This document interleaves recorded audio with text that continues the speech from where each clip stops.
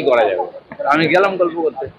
যাই হোক, সংগঠনের ব্যাপারে ডিটেলস কথা হয়েছে, পশ্চিমবাংলার ইলেকশনের প্রস্তুতি, সংগঠন, বাকি বলেছেন যে জোরদার কাজ করুন, এটা বলেছেন।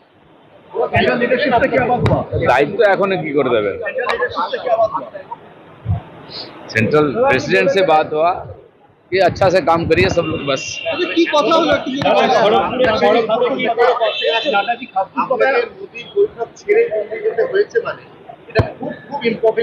हाँ, इम्पोर्टेंट ছিল। সর্বভারতীয় সভাপতি যখন ডেকেছেন নিশ্চয়ই ইম্পর্টেন্ট, এবং সব ব্যাপারেই কথা হয়েছে ওনার সঙ্গে। हाँ, सभी खास था, प्रेसिडेंट तो खास ही बोलते हैं। नहीं, সেই জন্য আমার মনে হলো যে আমি গেলে আমাকে কোথায় রাখা হবে সেটা ঠিক করতে পারছে না, সেই জন্য শেষে আমি ঠিক করেছিলাম যাবো না। তারপরে মাননীয় সভাপতি ডাকলেন, আমি দিল্লি চলে গেলাম। 21 তারিখে ওখানে একটা বড় সভা করার কথা হচ্ছে, জেলার থেকে সব কর্মীরা আসবেন।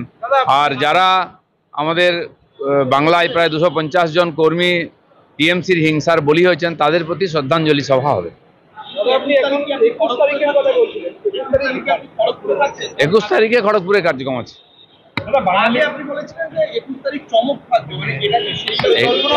21 তারিখ তো চলে যায়নি এখনো, তো আসুক 21 তারিখ।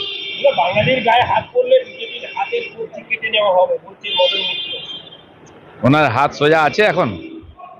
হাত পাই তো নড়ে।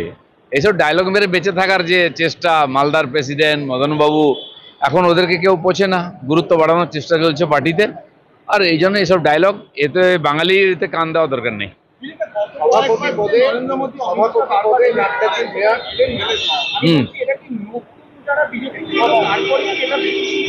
পার্টি যেটা ঠিক করেছে ওটাই ঠিক, কে করছে আমি জানি না, সর্বভারতীয় সভাপতিও জানেন।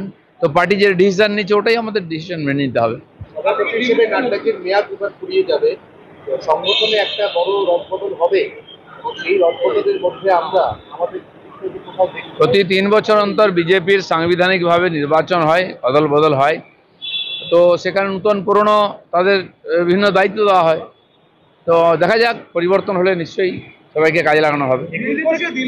নতুন নতুন আপডেট পেতে সাবস্ক্রাইব করুন নিউজ আপডেট।